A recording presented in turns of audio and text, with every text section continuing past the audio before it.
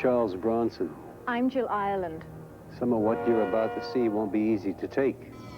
It's true and it's raw. Some of what you're about to see will make you glad to be alive. And that's why we want to show it to you.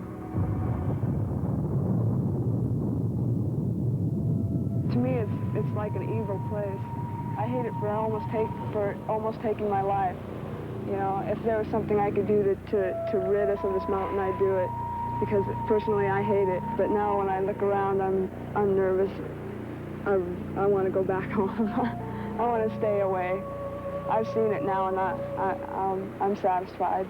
She had started taking water so fast that the air pressure actually blew the doors out of the wheelhouse. They exploded. When I heard that, I knew that it was time to leave the ship. Every place you look up and down the highways, mister, it's just a gravel bed. All of the damn gravel from the damnable dam. I was at Lakehurst, New Jersey, May 6, 1937, as a reporter, waiting the arrival of the Hindenburg. I was a passenger on the Hindenburg. Charlie, get this, Charlie. It's tragic, terrible. Oh, my, get out of the way, please. It's burning, bursting into flames, and it's falling on the mooring mast, and all the folks agree that this is terrible. This is one of the worst catastrophes in the world. Oh, it's like 20, 400 or 500.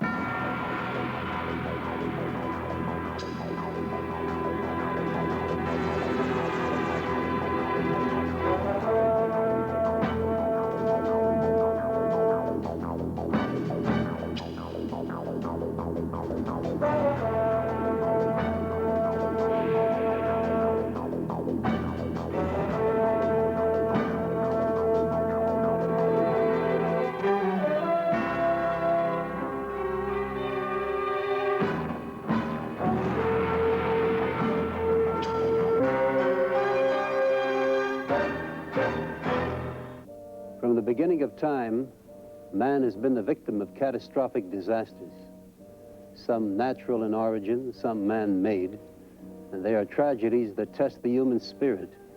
What is it like to live through such experiences? What can we learn from the tragic misfortunes of others? You will discover that it can happen anytime, to anyone, anywhere, and that no one is immune, and that there is really no safe place. Of all natural disasters, the eruption of a volcano holds the most fascination. March 1980, Mount St. Helens blows. Ash covers the area, but in historical terms, it's a minor eruption. Now, that doesn't lessen the excitement. Geologists flock to observe the rumbling summit. Of particular interest is the growing bulge on the mountain's flank. Authorities set up roadblocks and urge residents and vacationers to leave the area. Scientists warn that the ominous bulge building up from the pressure of gases inside could blow at any time. Fortunately, it's still early in the season at Spirit Lake, but one permanent resident, 84-year-old Harry Truman, refuses to budge. People used to ask me why the hell I stay there and what I'm doing up there. That's my life. Spirit Lake and Mount St. Helens is my life, folks. I've lived there 50 years. It's a part of me. That mountain and that lake is a part of Truman, and I'm a part of it. He wrote his own epitaph. The mountain buried Harry 1 month later.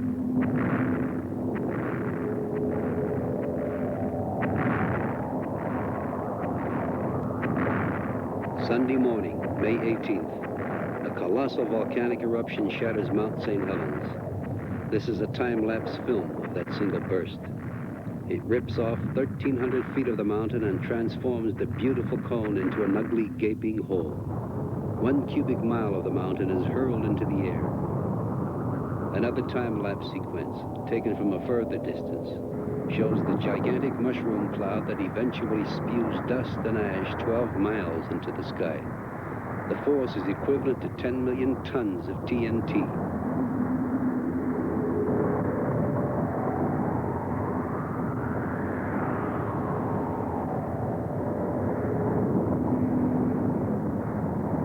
A pyroclastic wave formed of melted snow, ash, and pumice, riding a superheated cushion of gas, moves down the mountain, devastating the once beautiful slopes, wiping out forests, shifting boulders, and gouging channels in the still trembling earth.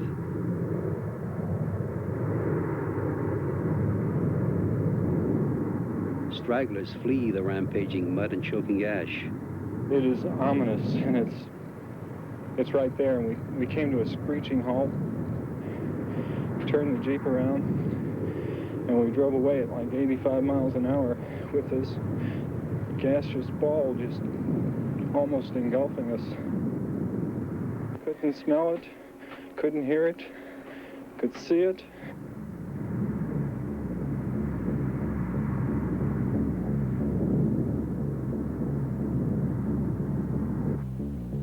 Other campers are caught. One young couple, Venus Durgan and Roald Wrighton, were on the Toutle River, 23 miles downstream from Spirit Lake. We started gathering up our things, and we looked upriver and saw a wooden train trestle come floating around the bend of the river. And we realized then that, you know, this is not right, and we shouldn't be here.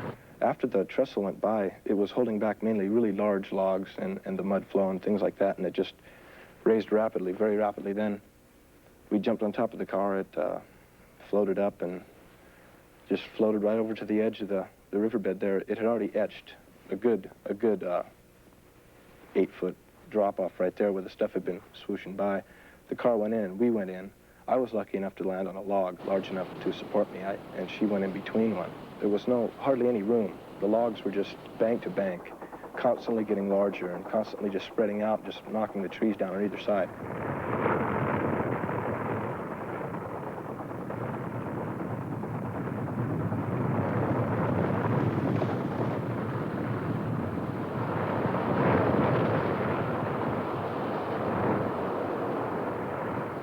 At this point, I was on a log, actually like you ride a horse. I was straddling the log.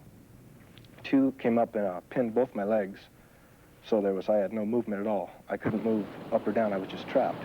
I couldn't see Venus at that point anymore. I thought she was gone. I saw her shoes floating on top of the mud, and I just prayed to the Lord to open the logs or make it quick, you know, so it wouldn't hurt like it is now, the final, you know. If it was going to kill me, I didn't want it to hurt. So after I was just screaming, I just yelled, "Give me a break," I think, something like that. And the logs opened up. And I pushed myself up onto the log, scrambled on my knees to the end of it, and there's Venus's head just stuck between two large logs, and she's looking right up at me. And they moved. One went this way and one went right and left, and it just peeled the skin off her face and her neck. I knew at that point that I was going to die, and the only thing I thought about was my family and my friends, because our family and our friends didn't know where we were at. And all I could think of was that they'd never find us, and we'd be gone, and our parents and friends would not know what happened to us. And still the mountain is not quiet. The Air Force and Army National Guard intensify rescue operations. They managed to find 197 survivors. Hank Rasmussen is picked up miles from home, but goes back to save another survivor, his dog, Festus. Festus will be one of the last of the survivors to get off the mountain alive.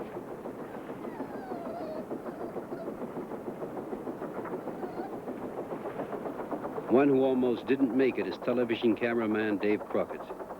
Assigned to film the eruption, he finds himself in the middle of it.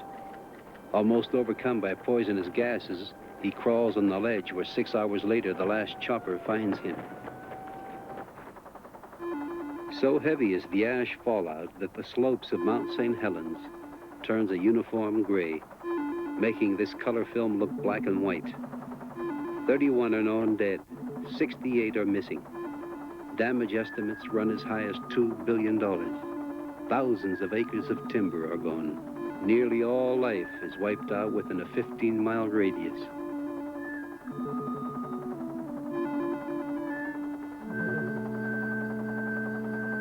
Venus and Roald recently returned to the river, and we went with them. To me, it's like an evil place. I hate it for almost taking my life. You know, if there was something I could do to rid us of this mountain, I'd do it, because personally I hate it. But now when I look around, I'm nervous. I want to go back home. I want to stay away. I've seen it now, and I'm satisfied. Let's go look at the car.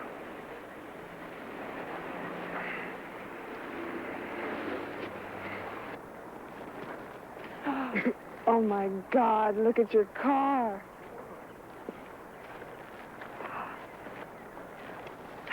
That's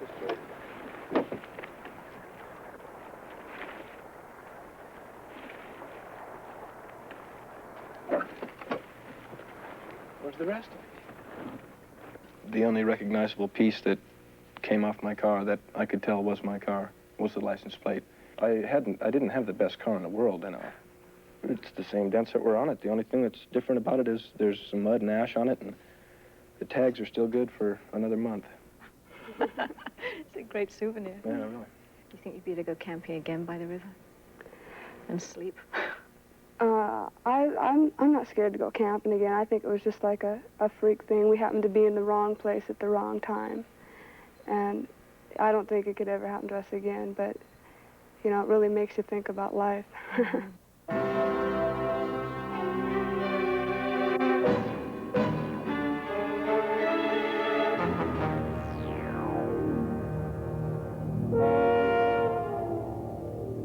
The radio officer of the Greeley asked me, when are you and the captain leaving? I told him, I'm the captain, I'm staying here. We'll be back in a moment with a heroic saga of the captain who refused to abandon his storm-stricken ship. I had brought her out, and it was my duty to bring her back.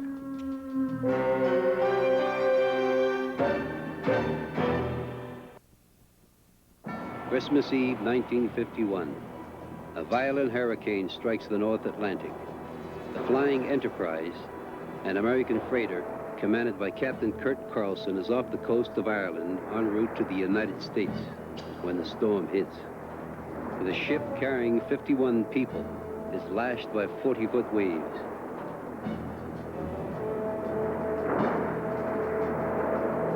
The shifting cargo below causes the Enterprise to list.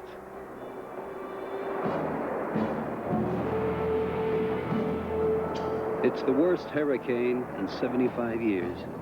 It takes its toll on many other ships in the area. 60 lives will be lost.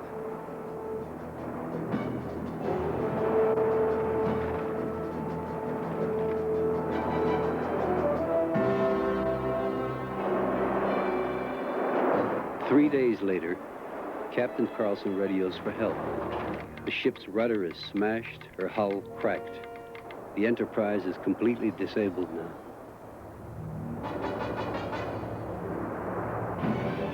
General A.W. Greeley, a U.S. Navy transport, is the first to respond.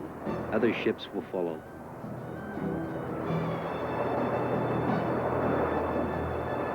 In the turbulent sea, rescue lifeboats can't get close enough.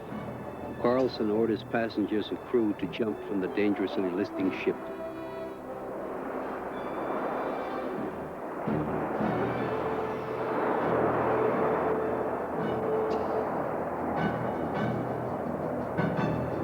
The radio officer of the Greeley asked me, when are you and the captain leaving? I told him, I'm the captain, I'm staying here. I did not want to leave her for somebody else to come and tow her into port. I had brought her out, and it was my duty to bring her back. Why, Captain Carlson? You mean why I stayed? Why didn't you leave? I could find 1,000 reasons to stay, but none to leave. Did any crew members volunteer to stay with you? Yes, they did, but I rather saw they leave, and when I saw the last man off, I was relieved because there was a lot of responsibility. What happened to the ones that jumped? Well, they were picked up by the standby rescue ships like the Greeley and Sutherland, and there were about 5 different ships standing around. Now Captain Carlson is alone on the crippled ship. I decided to sleep down in the radio room for the simple reason that that was the only place where I could get out of the ship in a hurry. The door to the radio room opened right out to the open deck, and if she should start singing during the night, All I had to do was to get out of the door and I would probably fall into the water. The Enterprise is now listing more than 60 degrees. Arrangements have been made to tow her to the English coast. The rescue tug will not arrive for several days, but the sea has quieted a bit, and Carlson hopes he can hold out.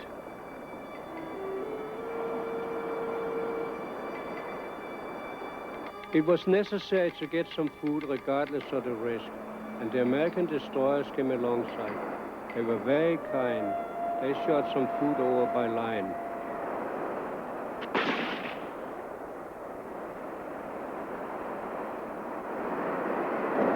On January 4th, the British rescue tug Turmoil reaches the Enterprise.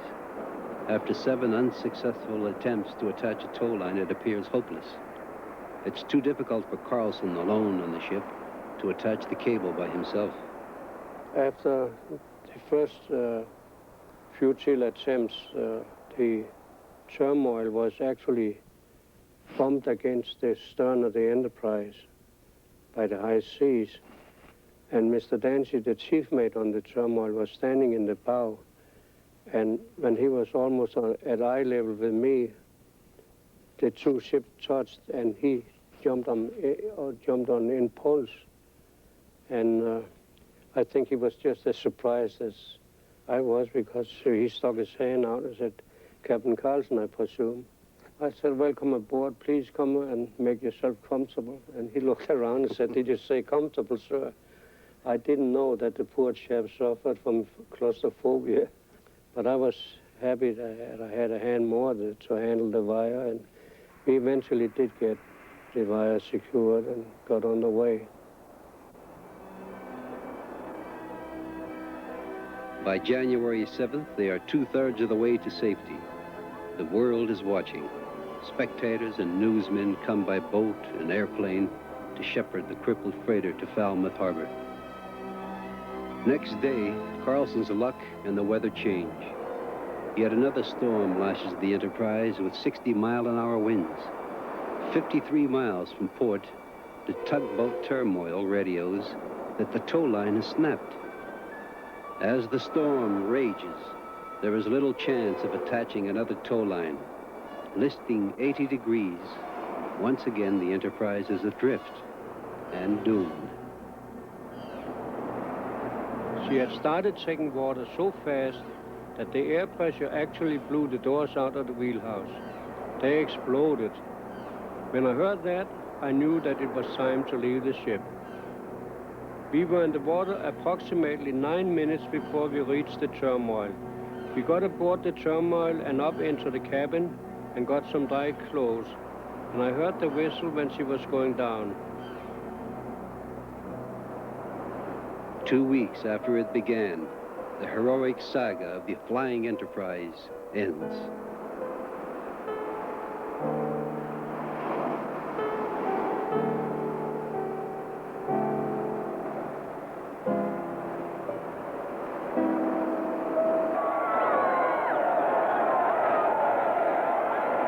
I deeply regret that I was not in a position to bring her back with me, but the odds were too heavy against us. On 29 December 51, it looked as if the skipper's ship was dark.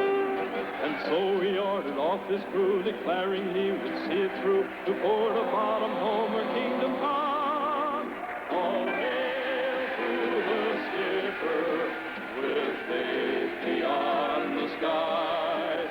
All hail to the skipper of the flying Enterprise. All hail to the skipper with faith beyond the skies. All hail to the skipper of the flying Enterprise. I am just a simple seaman, but I shall carry these memories of today's happening with me out at sea, and I shall treasure them in the future. My little hardship out there was actually a privilege to me, because I was merely trying to protect a little piece of United States under the American flag. Captain Carlson, tell us what happened after all the celebrations.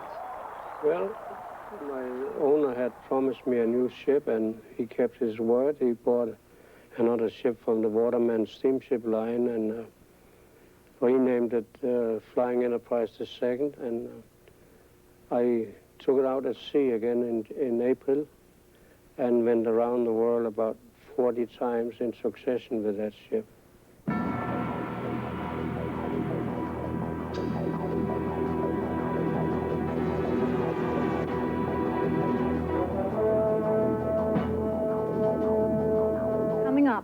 A moving story of what happens when people are faced with overwhelming catastrophe. I remember I was looking up in the air and there was an airplane up there and I was waving my arms. I didn't know what was going on. Nobody warned us or anything what was going on. But I remember I was looking up towards Wilford and all I could see was just water everywhere. The dam's gone. The whole thing has gone now? The whole thing is gone. It rolled over about 5 minutes ago. Where do you want the people evacuated? Well, we would like to get them off the river in low-lying spots.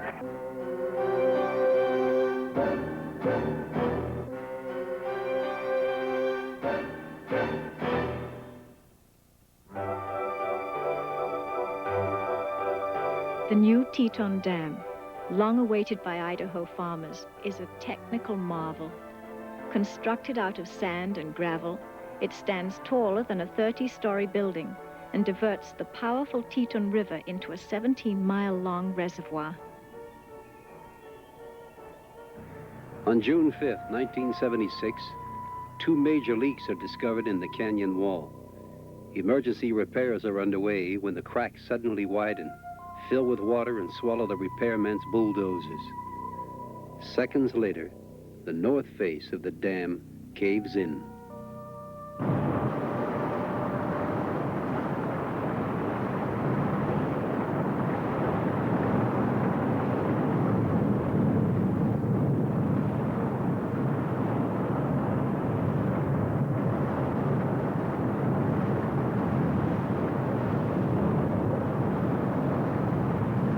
Fishing on the river are 2 young men, David Benson and Darrell Grigg. It was pretty good fishing that morning. And all of a sudden the water rose about 5 or 6 feet and heard a kind of a roar or something. I looked up the canyon and seen about a 30 or 40 foot wall of water coming at me. So I turned to David and yelled at him and told him to jump. So I tried to outswim it, and I swam probably maybe 10 yards or so, and I got caught up in the water and logs. And I was on top. I was trying to climb to shore almost the whole time when I could. And I remember I was looking up in the air and there was an airplane up there and I was waving my arms. And I didn't know what was going on. Nobody warned us or anything what was going on. But I remember I was looking up towards Wilford and all I could see was just water everywhere. The dam's gone. The whole thing has gone now? The whole thing is gone. It rolled over about 5 minutes ago. Where do you want the people evacuated? Well, we would like to get them off the river in low-lying spots. The water's leading edge is a monster wall, 100 feet high, surging at 40 miles an hour towards the towns of the Snake River Valley.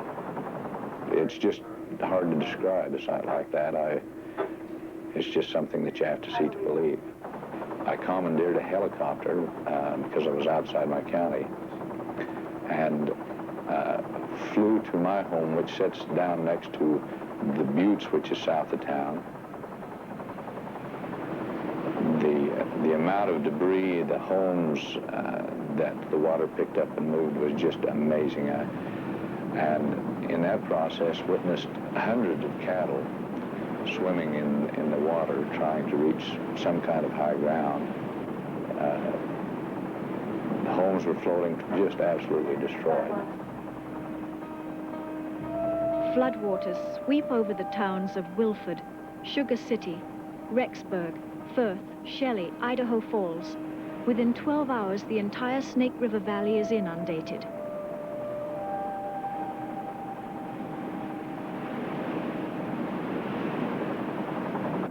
It looked like a herd of buffalo. You know how you see it on TV where the cloud and everything, and you don't see the buffalo, you just see the cloud of dirt. That's all I saw was just this cloud of dirt coming towards Rexburg. Coming into Sugar, the railroad out here, it just played with it like string. It just twisted it into pretzel shapes. It rolled it up. It wasn't even on the mound that the railroad tracks usually are. It was out in the field. It was just twisted up. Roads were broke down into big ruts. It just took the pavement and just ripped it off. It tore houses to pieces. But the worst thing was probably just all the small little memories that were washed away.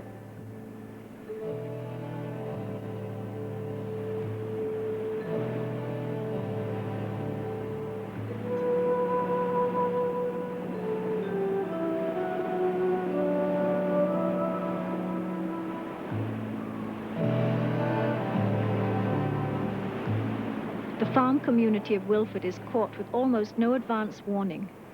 Many residents barely have time to evacuate. I was involved in the evacuation of the people from the Wilford area, the area that took the brunt of the water.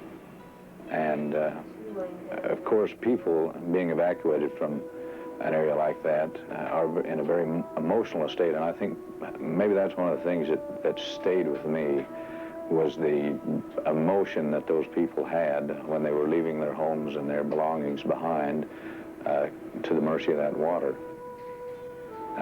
They had probably an hour and a half to evacuate that area, perhaps even less.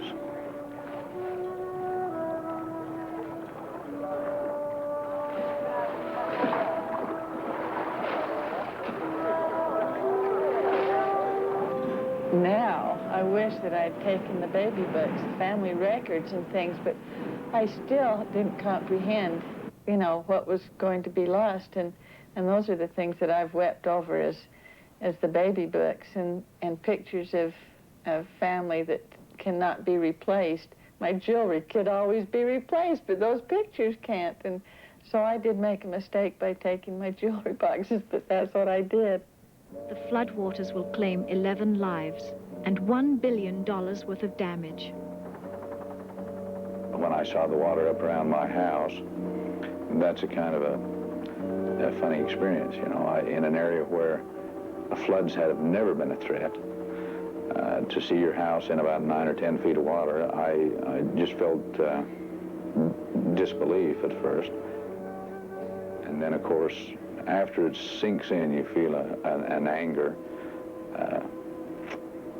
Had nothing in particular, just a real severe anger.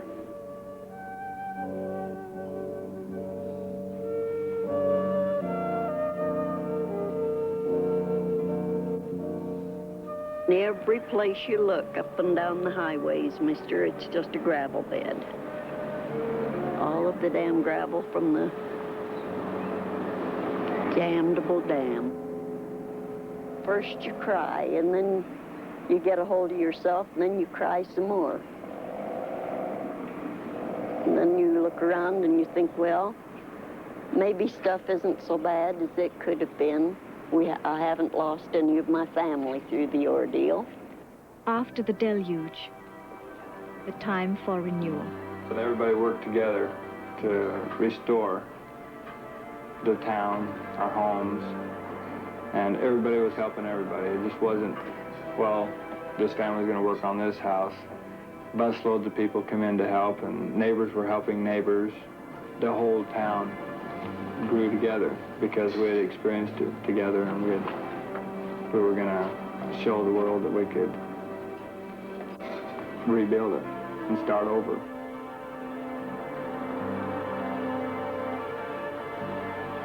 We couldn't run. We had to stay. We have to be able to like ourselves and respect ourselves.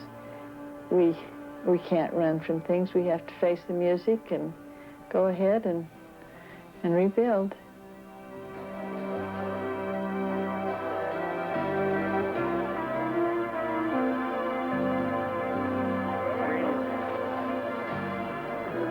Darrell Grigg was one of the young men who was fishing on the Teton River when the dam broke. How were you finally rescued, Daniel? Well, I got pinned to a tree. There's a bunch of logs, and the pressure of the water was holding me to the tree, and I finally squirmed my way up the tree. It took me about 45 minutes to climb up the tree. And then there was a kind of a crotch in the tree, and I went unconscious for about 4 hours, and then I finally started yelling. I couldn't see it this time, because when my lungs got punctured, it just kind of blew me up like a balloon. And so I couldn't open my eyes or anything, and I just started yelling. And there was some people standing. How is it that your lungs were punctured? Well, earlier I got crushed between a whole bunch of logs, and it just snapped all my ribs, and I think one of my ribs went into one of my lungs. And then it just blew me up like a balloon every time I breathed. What happened to the friend that you were fishing with? He drowned. Got crushed by a bunch of logs, and then we was pretty close too. We used to run around together and ride motorcycles all the time, double dated.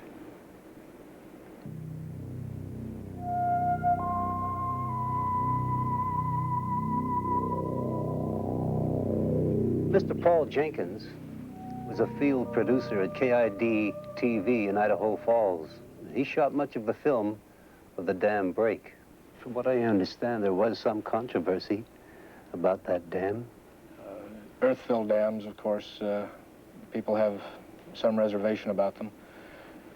The location of the dam, because of the rock material that's located around there, the type of material which they were going to use to construct the dam, caused concern. The ironic thing is that it was built as a flood control project, not as a power generating dam, but rather to stop the early spring runoff that plagued the people in that area all the time. You have any idea how many gallons of water? A tremendous amount. As I was flying over it after the break, it looked like just a mass of brown with a wall of water heading out. You could watch the animals become disoriented and run into the wall of water and disappear. And I'd flown over that area a good amount of time, and I couldn't identify any landmarks. It was just a mass of brown, just as though someone had taken a brown watercolor and painted over the entire area. And if it weren't for some predominant landmarks such as the mountains around, I wouldn't have known where it was.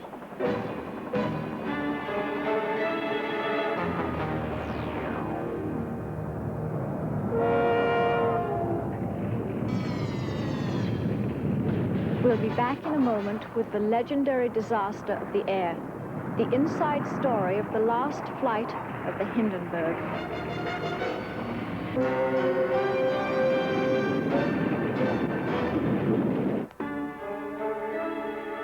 I was at Lakehurst, New Jersey, May 6, 1937, as a reporter, waiting the arrival of the Hindenburg. I was a passenger on the Hindenburg.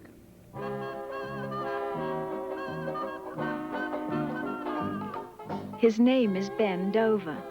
He is a professional daredevil. Like all professionals, he makes his act look more dangerous than it is. Actually, he is a superb athlete, highly skilled. So popular is his act that he spends half his time touring the world. His real name is Joseph Spar. In 1937, he'd finished a performance in Germany. He decided to come home to the United States, and he booked passage on what would become the last flight of the Hindenburg. Wasn't that traveling by Zeppelin a daring way to cross the Atlantic? I wasn't scared about it, although I was aware that in America 3 big Zeppelins had crashed, you know. But I knew the Germans were very thorough, and special where the hydrogen gas was there being used at that time to lift the Zeppelin. I was also aware of that. But I knew the Germans were very thorough, and they were. Yes. When we came on board, all matches and fire lighters, cigarette lighters were taken away from us. But I needed to have transportation to get back to New York immediately. In April, I was in Munich in a theater, and my next engagement was at the 12th of May at the Radio City Music Hall in New York. And there were no boats that could take me back in time. And I had cabled management of the music hall that I could not make it. And they cabled me back and said, spare no expenses. And I never thought that I would be the kind of a man that lay out that kind of money. How much was the fare? $400. It was a lot of money that time. Mr. Spa, what was life like aboard the Hindenburg? In Frankfurt, when I came to the field, they had this monster out there. It was like laying on the ground. And when I saw the length of it and the size of it, it's not that I was afraid. It frightened me. It's something big. It's like the Empire State Building laying flat down. It's a magnificent achievement, but one concern is that its lift is provided by highly flammable hydrogen, since the United States will not sell helium to Nazi Germany. The accommodations were absolutely different than on airplanes. It's not like airplanes. First of all, I had a cabin for myself. I had a cabin with 2 beds, hot and cold water. Then I had a big, huge dining room. Then, of course, you could walk along the side at the passenger section. They had big windows where you could look out. And then you could cross over, and it was on a boat, like they say. You're up on deck. You could walk around. There was lots of room to walk around. I think the second day, we had to go too far north on account of the headwinds. And the first thing we saw in the distance were like white things showing up. And there were huge icebergs. And there was one spot in a Zeppelin where there were big windows. You could look straight down. So with my film camera, I was filming these icebergs, and the sun had made a shadow of the Hindenburg as it was gliding along the ocean, and it was going straight for one of the big icebergs, the shadow. And I remember at that time thinking of the Titanic. He says, isn't it odd? Here we are, 5,000 feet up, and there's the shadow just like crashing into it. And it just became disfigured from the shape of the iceberg, and there were about a dozen or more. Those films were taken by me, and they were the best picture I had taken of the whole thing.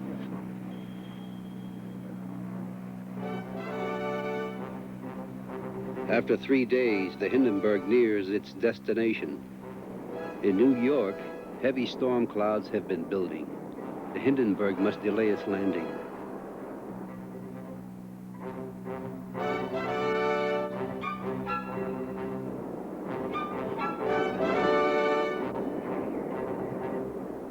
After 3 hours, conditions have improved.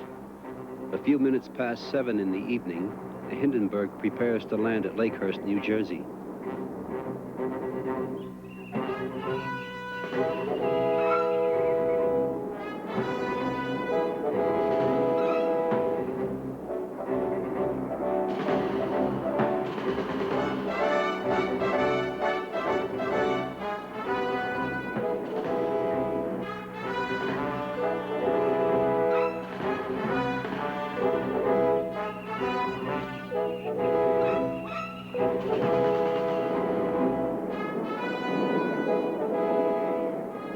In addition to Mr. Spa's wife, waiting on the field was a man whom disaster would make a lifelong friend. At the time, he was a Chicago radio announcer. Herb Morrison. How did you happen to be in Lakehurst, New Jersey for the landing of the Hindenburg? I'd been in radio 7 years before this happened, and I figured, well, maybe I could take recording equipment down. And a long time I'd been pushing for taking a recording to the site of an event, you know, and maybe getting the record and take it back to the studio, avoiding all the telephone lines and necessary preparations way in advance, you know. I was out on a little patio right outside this office they had given us. And I started talking and saying, well, here it comes, ladies and gentlemen, and what a great sight it is. A thrilling one. It's a marvelous sight. It's coming down out of the sky, pointed directly towards us and toward the mooring mast. The mighty diesel motors just roared, the propellers biting into the air and throwing it back into a gale-like whirlpool. No wonder this great floating palace can travel through the air at such a speed with these powerful motors behind it. Now, a field that we thought active when we first arrived has turned into a moving mass of cooperative action. The landing crews have rushed to the post, and orders are being passed along, and last-minute preparations are being completed for the moment we have waited for so long. The ship is riding majestically toward us like some great feather, riding as though it was mighty proud of the place it's playing in the world's aviation.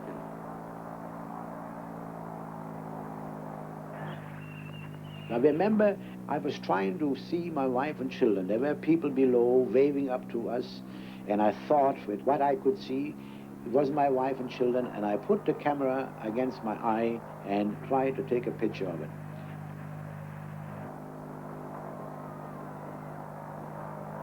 The passenger probably lining the windows looking down the field ahead of them, getting their glimpse of the mooring mast.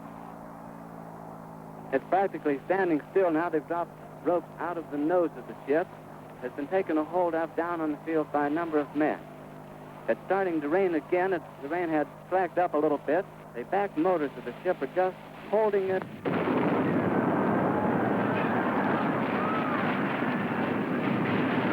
It burst into flame. Wait, get it started. It's right, and it's crashing terrible. Oh my, get out of the way, please. It's bursting into flames, and it's falling on the mooring mast, and all the folks between us. This is terrible. This is one of the worst catastrophes in the world. Oh, it's 400 or 500 feet into the sky. It's a terrific crash, ladies and gentlemen. The smoke and the flames now, and the flame is crashing to the ground, not quite to the mooring mast. All the humanity and all the fans screaming around it. I told you, I can't wait to talk to people whose friends are on there. I can't talk, ladies and gentlemen. Honest, it's just laying there, massive smoking wreckage. And everybody can hardly breathe and talk and screaming. Lady, I'm sorry. Honestly, I can hardly breathe. I'm going to step inside where I cannot see it. Charlie, that's terrible. When there was suddenly a muffled roar, everybody startled. Soon after this came a second explosion. My first thought was out. People began to scream and holler, and the furniture started to slide in a heap. I took the camera and hit this plastic window. We started to climb out. I knew that I was hanging outside the Zeppelin. I did not know how long I could hold on.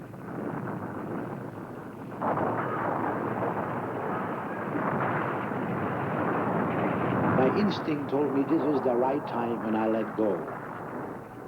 My left leg caved in as I hit the ground. I was trying to crawl away, and then I saw this big man. He came running toward me, picked me up, dragged me clear, and ran with me, and then threw me down on the ground. And I saw burned passengers running around blindly, with everything burned off their body, just like they were roasted. I saw them still running. I saw 2 landing crew members trying to hold on to them. And then I saw some other passengers come limping on, badly burned. I raced down to the burning ship, and just as I walked up to the ship, climbed over the picket line, I met a man coming out, dazed. He couldn't find his way. I grabbed a hold of him. Mr. Say, it sounds like Say, we're not sure of it. And he told me he jumped. He jumped with other passengers. They started jumping, and Joe said he hit the window, and but you know, this fact that it exploded, and I said it's burst into flames, and from the time I said it's burst into flames, it was burned in 34 seconds.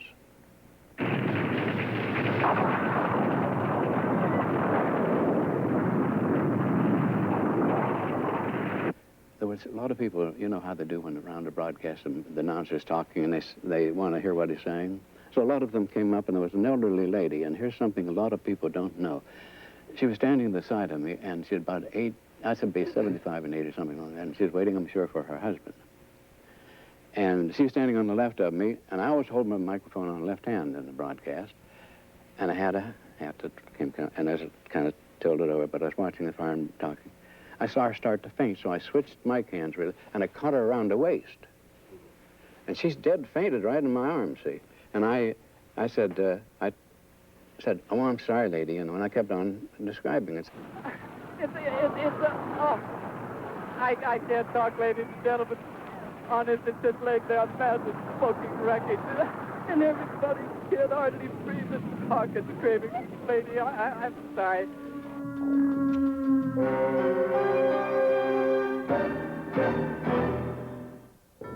Of the 97 people aboard, 37 died, along with 1 member of the ground crew.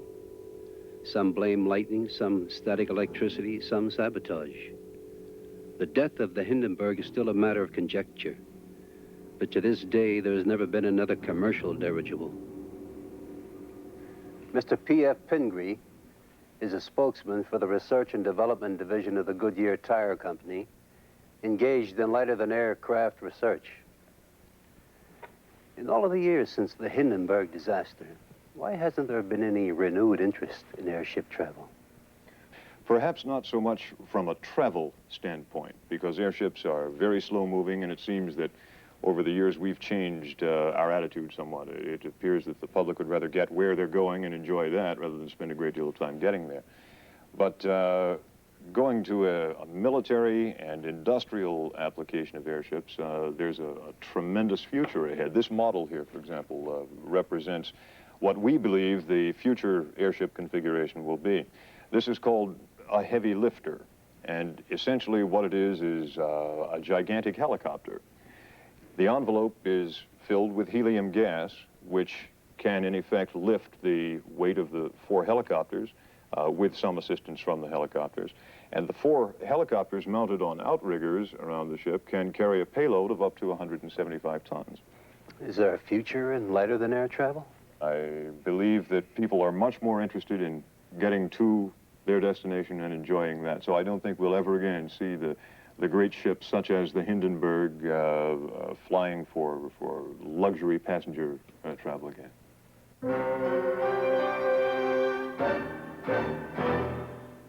Disasters visit us with loss, grief, horror, but they provide us with some of our finest moments.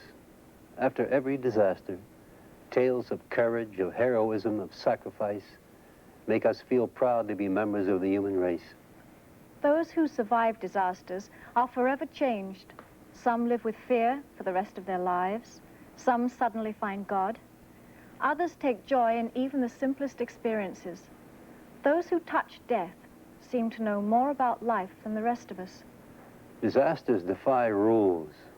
You can prepare for a hurricane, perhaps, or help fight a fire, or get off a boiling mountain.